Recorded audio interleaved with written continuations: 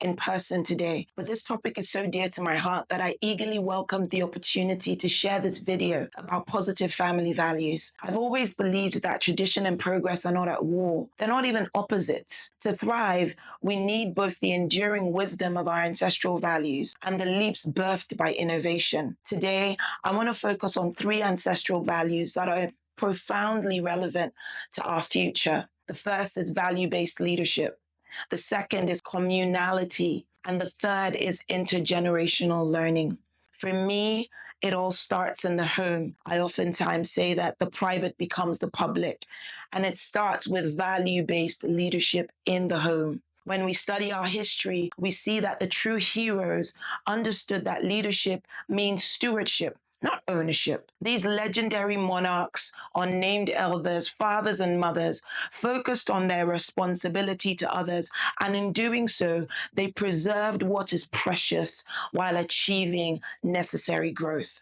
When our children witness value-based leadership at home, they learn that a true leader is not driven by money or prestige.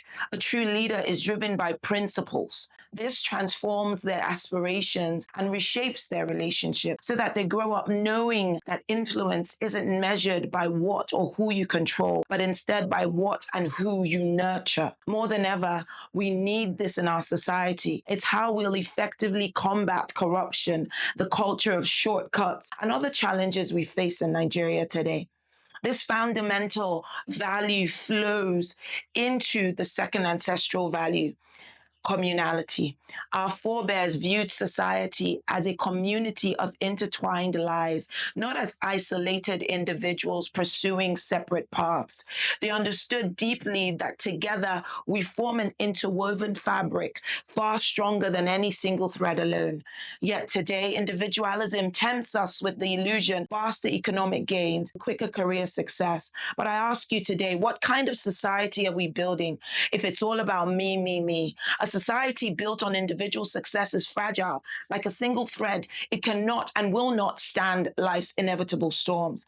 But community bound by communal values cover each other in adversity, sharing burdens and joys, and creating a legacy extending far beyond any person's personal lifetime. In Warri, I've witnessed firsthand how communal approach creates profound resilience. Through our RIF Skills Institute, we don't simply provide women with skills, we foster sisterhood. Today, our women are learning, growing, and bringing others along in the spirit of shared progress and responsibility. Yet sustaining this familial and communal strength depends on our ability to pass wisdom and values from one generation to another, bringing us to the third value I'd like to highlight, intergenerational learning. Our ancestors wisely said, it takes a village to raise a child. And to them, this wasn't mere poetry, it was their reality. Today, however, neighbors live separated by high fences. Elders' wisdoms often go untapped, and children grow disconnected from their very heritage. In Warri, we're reclaiming intergenerational bonds through initiatives like our Love Garden program.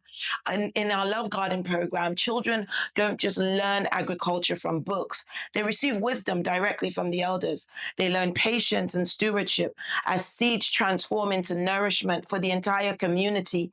Such knowledge can't be captured entirely through textbooks or screens. It thrives on presence. It thrives on relationships and on the very, very, very village that modern life too often frequently dismantles. This tension between heritage and modernity brings me to an essential question. How can we grow in ways that genuinely honor and sustain our most enduring family values?